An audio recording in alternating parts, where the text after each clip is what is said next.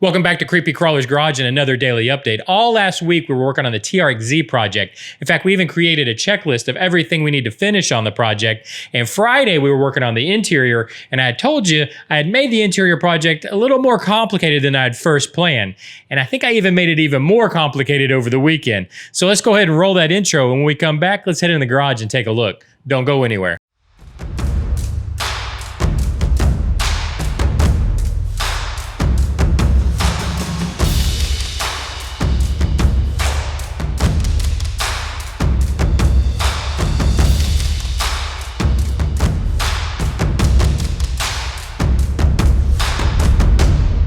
So the TRX probably doesn't look much different than before because all the work we've been doing is on the inside or on the interior.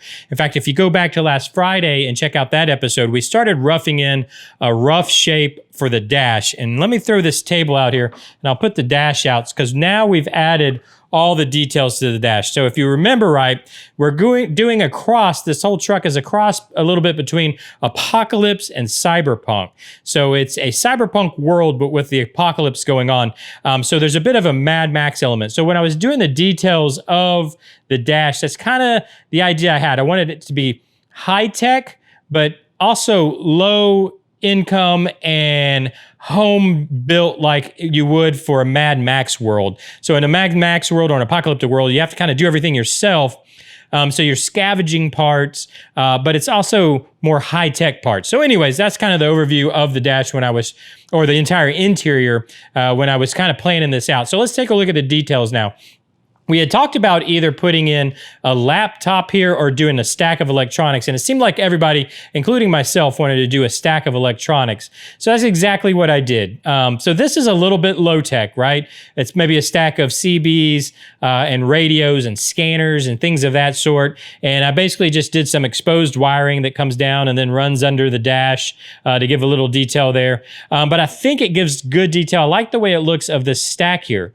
But at the same time, over here, what we got here is this figure, and let me know if this actually worked out. This is supposed to look like a hologram. So this is like our phone system. So when we're calling back to the shop, or basically this, right now we're talking to the boss, and so the hologram pops up on the dash. Think Star Wars style or whatever. And so that's our phone system. Instead of having just a cell phone hands-free, we actually have a hologram that pops up on the dash. So let me know if that gives that look or not. I think that's what I was going for there. Then we also have the two screens that are in now, that those are going to light up. The LEDs aren't in yet. They won't be until the end of the week. So I'll be able to install some LEDs up inside there, which will make those screens glow. And they've got some futuristic looking graphics on them once they start glowing. You can't really see it now, but it's all translucent. So it'll glow from the back, and they are blue. Also put in the steering wheel, and I left it very low tech. I left it more Mad Max looking. I talked about putting in a screen here, but I skipped that and I left it a little more I guess low tech would be the word to use. And then I also added in a bunch of what you would call greebles or just details. So I got a bunch of stuff out of a Abrams tank model I had. And I don't know if you can see behind the steering wheel, there's a couple what looks like air vents there that I put in. So that's kind of our AC that you could blow down on your feet or up on your face or whatever. Then I added some details up on the top side. Up on the top side of the dash, just to give some detail. And then I also added a cage here, because this is where the gun is going to be firing out, is about right here. So this is where the window is open. We have armor here on the window, actually right here, and then this is open. So it's a little bit open. These electronics were a little bit open to the elements or anything flying through that window. So I put this little cage, hopefully you can see it, put this little cage behind those electronics to protect our radios and our stack of electronics. And then you can also see, we had the crinkled paint here that gives that weathered look, like a weathered vinyl dash. I also added some super glue along the bottom of the seams, and then of course painted over it with some black, but I left the hazing it created, which gives I think some aging or some weathered look to those screens. And I think once those are glowing, it's going to look really cool. But that's basically just using the haze that CAO glue will give you on parts like that. And then I took the whole dash, and I just mounted it to a bracket that's going to mount up under the body. You can see these cutouts are actually where the shock towers are. They fit around the shock towers, but this screws up underside of the body, and then our dash sits inside the body. In fact, we'll put it all together here at the end so we can take an overall look. But that's basically what the dash is going to look like, or the details for the dash. I think I'm calling that pretty well complete, unless you guys have some other ideas or something you'd like to add to this. I think probably going to call that complete, but let me know what you think down below.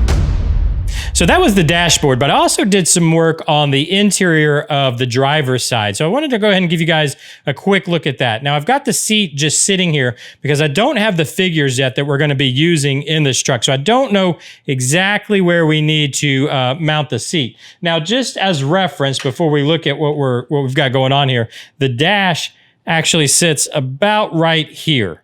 So depending on the size of the figures, which they're 1/12 scale figures, but I don't know exactly how long their legs are and whatnot, will determine how far forward and backwards this seat will go. My guess is it's going to end up mounting about right here. And basically I just built a platform here and painted it black. I put a little support underneath. But what I did work on, and let me zoom in and see if you can see a little better here, is what I think is the navigation system. So again, let me move the seat out of the way so you can see it a little bit. So again, it's a little bit of combination of low tech and high tech. So the idea is this is actually a model, or a 3D model of an old Tandy computer that I also put, and I haven't mounted the screen either yet because I don't know where that seat's going to be, so I don't know the angle. I'm going to kind of angle it at it. But I did a monitor, put some graphics on the monitor that kind of looks like topography. So it's like a GPS system. And then I again did the hologram look, or what I'm hoping looks hologram. Now, also keep in mind when I talk about this, I probably can do a little post edit to these two video wise to give it a little more, give it a glow and make it look a little more holographic. But I hope just this color paint gives it that look. And the idea is this is a hologram of the city we're driving through. So it's this low tech with a keyboard where you punch in your where you're going or what you need or whatever. You got this high tech software running, and then you got a hologram. And I think I really like that combination. I think it really turns out well. It's a nice combination of the low tech or old electronics that now is in a high-tech world. Anyways, let me know what you think. Do you agree? Do you like the way that looks? None of this is permanent, of course. It can all be removed and replaced. This is actually just taped here because there's screws underneath it. So I just have it taped here on the center, which is how it's going to sit, I believe, moving forward. But all this, nothing is permanent, so it can be replaced. But let me know what you think between this kind of center console, or what we're going to call a GPS system, along with, the dash that we were working on with its hologram little setup and everything. Does that work for you guys? Let me know what you think down in the comments section.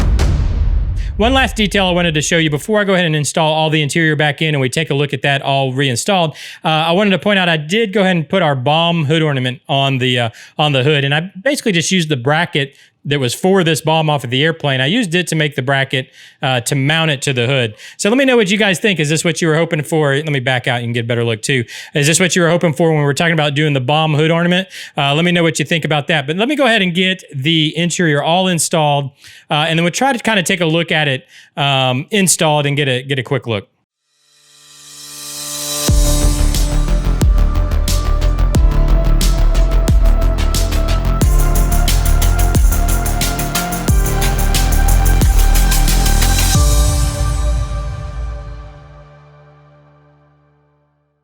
So as you can see, a lot of those details will probably never be seen on screen, but you never know, and we'll always know they're there. But anyways, thanks for joining me again this week, guys. I really do appreciate all the support on the channel. Let me know what you think about the interior so far. If you have any ideas, I think once we add LEDs and it lights up, it's going to be a lot more visible. It's going to look a lot better. But let me know if you have any ideas down below. Hit that subscribe button if you haven't already and you want to keep up with these videos. Of course, hit the like button, and I'll see you tomorrow. Bye-bye.